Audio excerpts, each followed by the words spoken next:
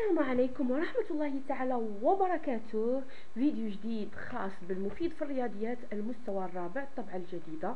ستجدون في هذا الفيديو التمارين الموجودة في صفحة 30 من الكتاب المدرسي، دائما في إطار الدرس السادس قياس المساحات المتر مربع ومضاعفاته. نبدأ على بركة الله بالتمرين رقم 2. وحيد قياس المساحة المناسب لكل حالة. عندنا قياس مساحة صفحة كتاب. صفحة كتاب واش غتكون بالديكامتر مربع، بالسنتيمتر مربع ولا بالمتر مربع؟ اكيد اصغر هذه الوحدات هو السنتيمتر مربع لان صفحة كتاب صغيرة. اذا سنحيط بخط 567 سنتيمتر مربع. قياس مساحة المنزل. بالنسبة لقياس مساحة المنزل، عندنا 120 متر مربع، 120 ديكامتر مربع، 120 هكتومتر مربع. مساحة المنزل ستكون بالمتر مربع، إذا 120 متر مربع. قياس مساحة الضيعة. بالنسبة للضيعة واش 50 كيلومتر مربع أو 50 متر مربع أو 50 هكتومتر مربع؟ إذا سنحيط بخط 50 هكتومتر مربع. قياس مساحة المغرب شاسعة جدا، ستكون بالكيلومتر مربع، وبالتالي سنحيط بخط 716 ألف كيلومتر مربع. انتقل للتمرين رقم 3. Je complète le tableau en mettant de l'exemple بحال en mettant de l'exemple كما هو في المثال. 56 كيلومتر مربع تم وضعها بهذا الشكل، وهنا تم اضافه جوج الاصفار، يعني وصلنا حتى لوحدات الهكتومتر مربع. اذا سنكتب في هذه البلاصه الفارغه هكتومتر مربع. 56 كيلومتر مربع تساوي 5600 هكتومتر مربع.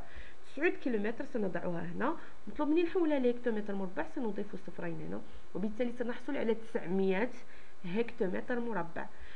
3700 كيلومتر مربع. اذا ضروري رقم الوحدات هو اللي غادي نحطو في الوحدات الكيلومتر مربع. اذا هنا صفر وهنا صفر، 37 غتكون خارج الجدول.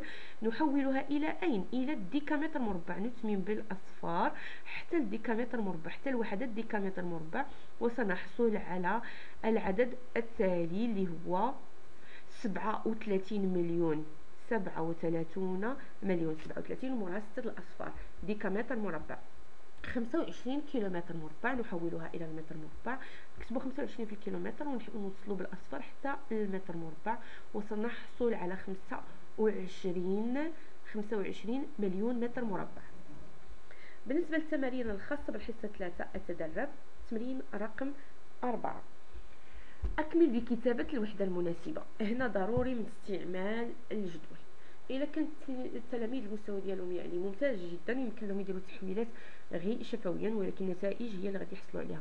28 هكتومتر مربع. اذا 28 كاينه في الهكتومتر مربع، هاد جوج اصفار غادي يكونوا في الديكامتر مربع، وهادو جوج غادي يكونوا في المتر مربع. اذا تساوي 280 الف متر مربع. 6 ديكامتر مربع تساوي 600 متر مربع. 48 هكتومتر مربع تساوي 4800 ديكامتر مربع. 5 كيلومتر مربع تساوي 50 ألف ديكامتر مربع. تمرين رقم 5. ألون بالأحمر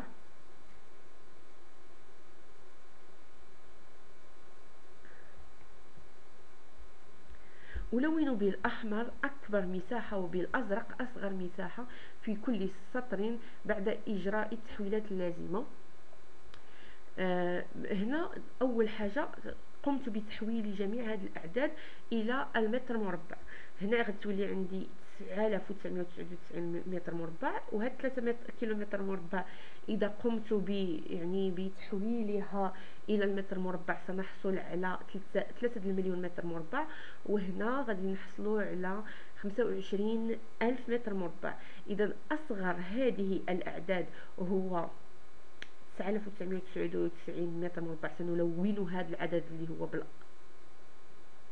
بالأزرق، وأكبر هذه الأعداد هو 3 كيلومتر مربع، وغادي نلونوها بالأحمر. نفس الشيء حولتهم كلهم المتر مربع عاد قارنت. إذا 101 متر مربع بالأزرق و9 كيلومتر مربع بالأحمر. ننتقل إلى التمرين رقم 6. Je range les mesures du surface suivante dans l'ordre croissant. Qu'est-ce que ça veut dire croissant؟ يعني تزايديا، يعني من الأصغر إلى الأكبر. après avoir fait les conversions، بعد من إجراء التحويلات اللازمة. اذا انا باش يكونوا عندي جوج ديال القياسات هنا بالمتر مربع، اذا نحول الباقيه كلها لمتر مربع، وبالتالي سنقارن فاش نديروا التحويل غادي نحصلوا على الاعداد اللي كاتبه انا الفوق.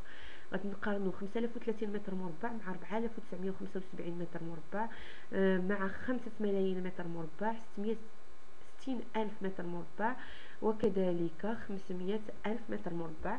إذا أصغر هذه الأعداد هما هادو اللي مكونين غير من 4 الأرقام. إذا نقارن رقم الآلاف، هنا 4000 وهنا 5000، إذا 4000 أصغر، وبالتالي أصغر هذه الأعداد هو 4975 متر مربع، يليه 5030 متر مربع.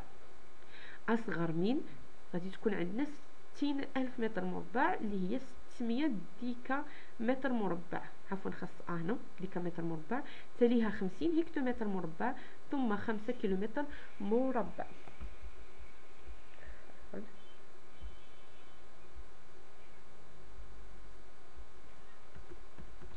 آخر تمرين في الصفحة 30 هو: اقتسم 3 ورثة بالتساوي ضيعة قياس مساحتها 63 هكتومتر مربع، فأخذ الأول 21 هكتومتر مربع، وأخذ الثاني 2100 ديكامتر مربع، وأخذ الثالث 210 ألف متر مربع. هل كانت القسمة عادلة؟ نعم. وعلل جوابي. غادي نديرو الجدول وسنحصل على أن 21 هكتومتر مربع تساوي 2100 ديكامتر مربع تساوي كذلك 210 ألف متر مربع. إذا خداو نفس النصيب، وبالتالي هذه القسمة عادلة. كنتمنى أنكم تبارطاجيو لي فيديو مع الأصدقاء ديالكم لتعم الفائدة.